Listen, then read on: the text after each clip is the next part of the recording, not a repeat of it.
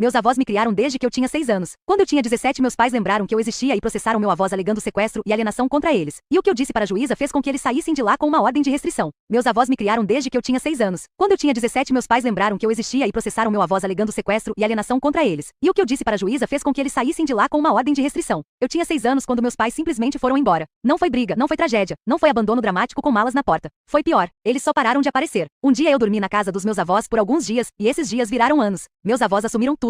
Escola, médico, comida, reuniões, noites em claro quando eu ficava doente. Nunca falaram mal dos meus pais. Nunca esconderam quem eles eram. Sempre diziam, eles estão resolvendo a vida deles. A vida deles durou 11 anos. Quando eu tinha 17, faltando poucos meses para fazer 18, meus pais reapareceram como se nada tivesse acontecido. Com advogado, processo e uma história ensaiada. Alegaram que meus avós tinham me sequestrado, que foram manipulados contra eles, que eu era vítima de alienação parental. Eu ouvi tudo sentada na sala do fórum, com as mãos tremendo. Eles choraram. Disseram que tentaram me procurar, que meus avós dificultaram o contato, que sofreram em silêncio, que queriam a filha de volta. A juíza então fez algo que claramente eles não esperavam. Ela olhou para mim e perguntou se eu queria falar. O advogado dos meus pais tentou interromper, dizendo que eu era menor e poderia estar influenciada. A juíza o calou na hora e disse que queria ouvir diretamente de mim. Eu me levantei. Disse meu nome completo. Disse minha idade. E disse que eu sabia exatamente onde estava e com quem eu queria estar. Contei que meus pais sabiam onde eu morava, porque era o mesmo endereço desde sempre. Que o número de telefone dos meus avós nunca mudou. Que a escola tinha o nome deles nos registros como responsáveis porque meus pais nunca apareceram para assinar nada. Contei que meu pai apareceu uma única vez quando eu tinha 9 anos, ficou 20 minutos, prometeu voltar no meu aniversário e nunca voltou. Que minha mãe mandou um presente atrasado quando eu tinha 12 anos, com o nome errado escrito no cartão. Então eu fiz a pergunta que fez o clima da sala mudar completamente. Perguntei por que eles só lembraram de mim agora. Exatamente quando meus avós entraram com pedido de guarda definitiva e quando eu estava prestes a receber uma pensão por morte de um parente distante que eles sabiam que existia. O silêncio foi pesado.